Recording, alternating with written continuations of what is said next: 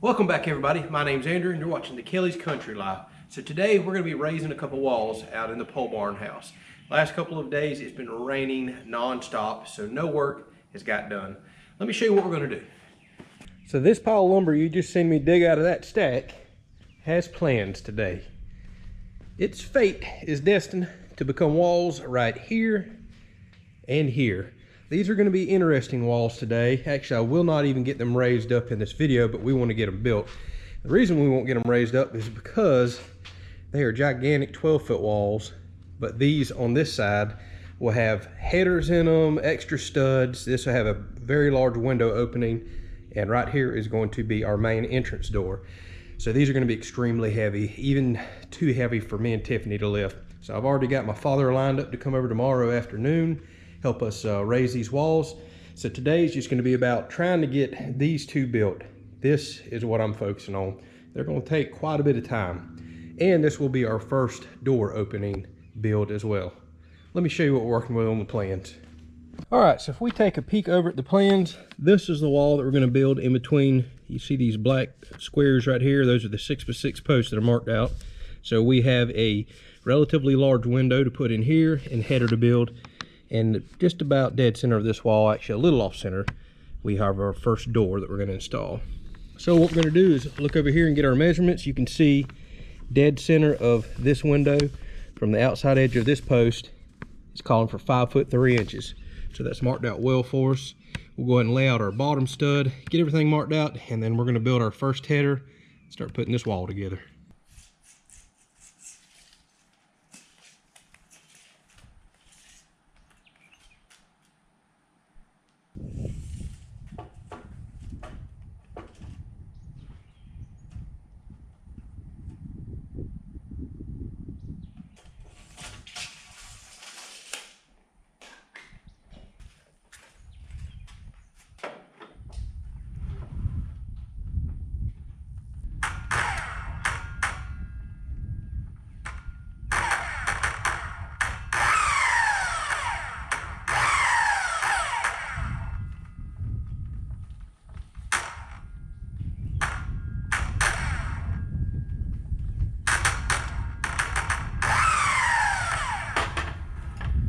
This is something that's been plaguing me, a problem for a while now. This stupid safety switch is now got to the point where my saw won't even run. It just keeps cutting in and out.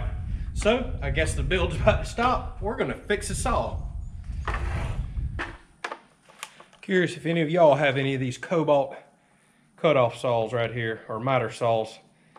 Yeah, I've had intermittent problems pretty much ever since I bought this saw. Maybe it showed up shortly after, to where you go to engage the handle with this stupid safety switch. Sometimes it works, sometimes it doesn't, but normally I can get it to run after a couple times of trying.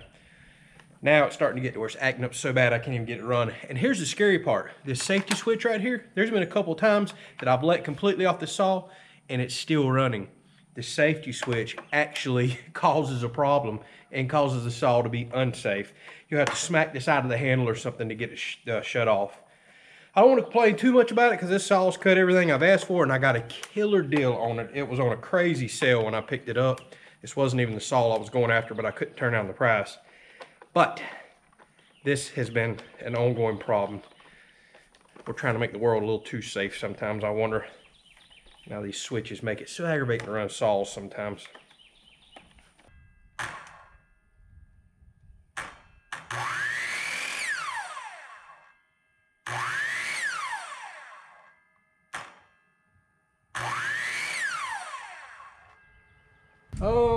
Let's go back to the shop. All we need to do is just make that piece right there longer so it contact that little red piece right there. It's just not pushing that far enough in.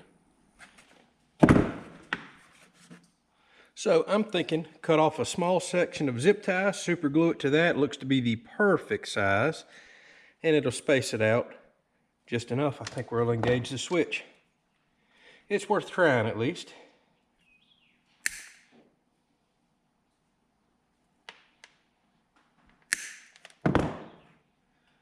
Let's see, that should work out well.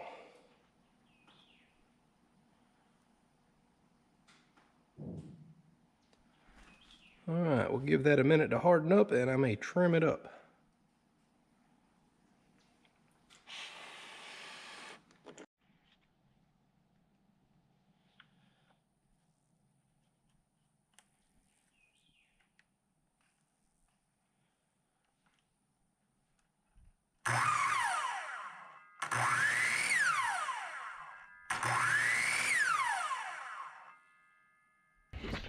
Well, I don't know if y'all can see the little piece on there. It is working, although I still think I'm gonna get another switch because you can hear it cut out as soon as the switch gets in the middle position. And then once I press it all the way back, which is what that little piece I glued on helps, it kicks back on. But that's not good for the motor to kick off on, off on.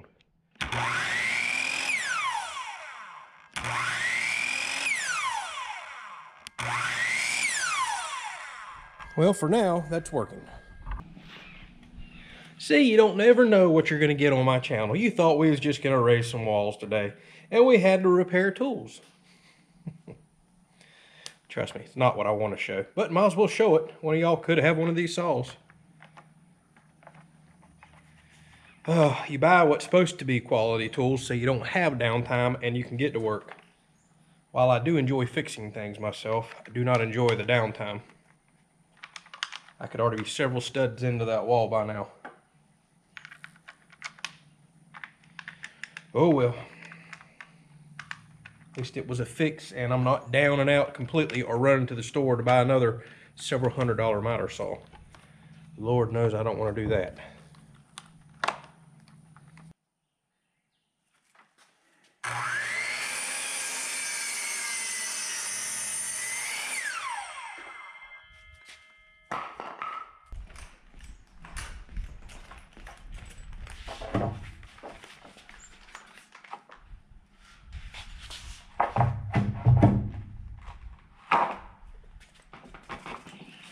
All right, so if y'all been watching up to this point, again, I can't do 16-inch on center for every wall. I have to start at the outside of the post to start my 16-inch on center because I want my sheathing to start at the outside edge of the post and then work through the studs.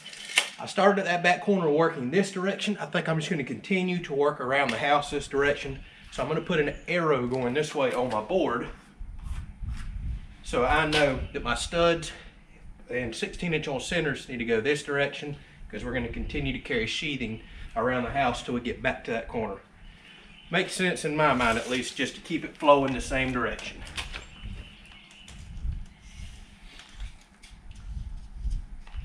All right, so now if you remember at the beginning of the video, I showed you the plan set from the outside edge of this post to the dead center of the window was 5 feet 3 inches.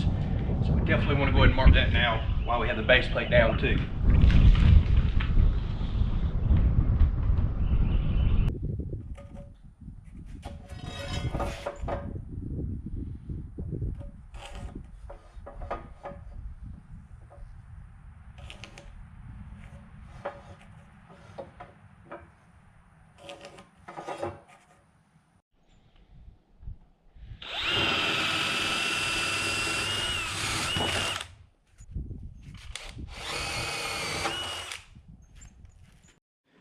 All right, so I am happy to say I got windows, and we're in here right now because I just wanted to double check the rough size opening for these windows that we're going with.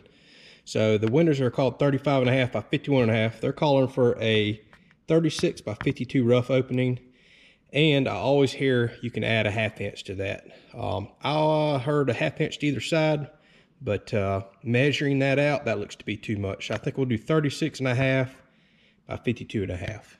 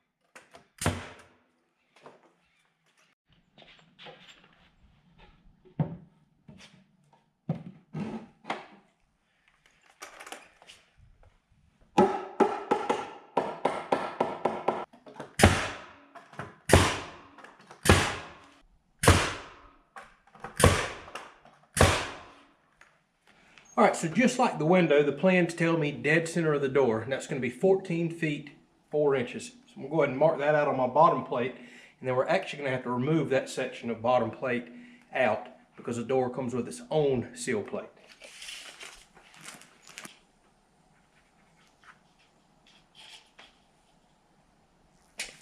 All right, so I found dead center on my bottom plate, dead center of the door according to the plans. And while I was in Lowe's the other day, I looked at all their steel outside doors. We don't have one yet. Tiffany's still deciding on the frame design that she likes for windows, but they were all within about 1/4 of an inch rough opening. So I feel comfortable going ahead and cutting this to the size, the rough opening size for the door to fit in. So I snapped a picture of all the doors that I thought we might be interested in and wrote down the size. And it's looking like 38.5 by 82.5 is the most common size opening that I'm seeing for the steel door that we're probably going to wind up going with. So I'm going to come off that dead center mark, cut out 38.5 inch wide opening here, and that 82.5 is critical. Let me show you why.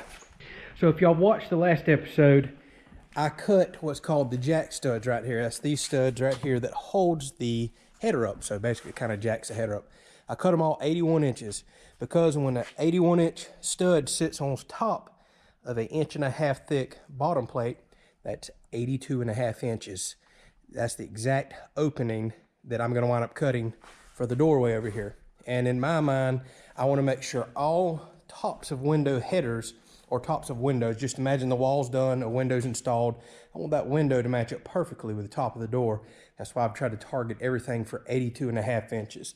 And once we get to these windows right here, they'll also be 82.5 technically to the top, as well as throughout the house. So everything's nice and symmetrical. We'll have a window in the kitchen. We'll do it exactly the same, but they're all matching up off the doorway opening once the door's trimmed out.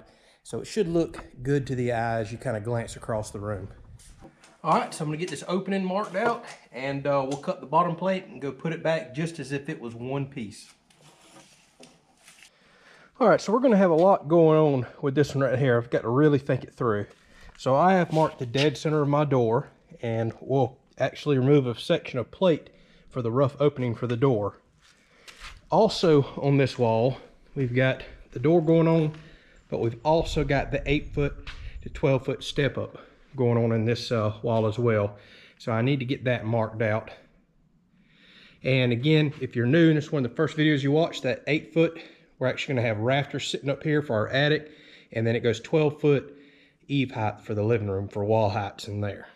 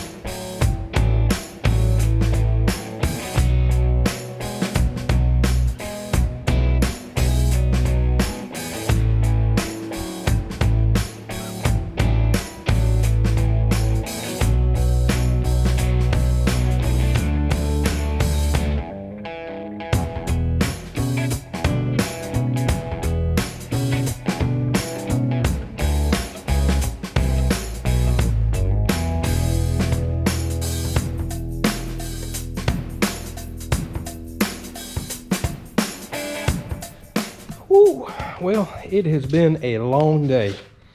Had a few setbacks, got kind of a late start, but I accomplished what I set out to accomplish. Both of these crazy walls right here. It required a lot of thought, measuring, and just thinking for a little bit and stopping to make sure I got all this right.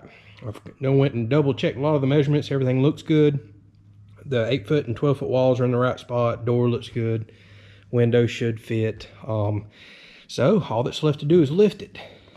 So we're probably going to be stopping this video right here because there's no way I can lift these walls. There's no way Tiffany and I can lift these walls. We struggled with the ones that didn't have the headers and all that extra lumber in it. So it's just not going to happen. I've already got my father lined up to come tomorrow, so we'll have another episode where I'll start building some more walls while I'm waiting on him.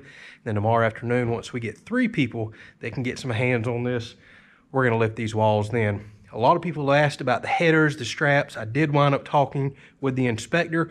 We're going to cover that in the next episode on how we're going to strap, and actually it required some additional strapping you may see in the background. But we'll discuss all that, how we're getting it up to code, and a few other little minor details.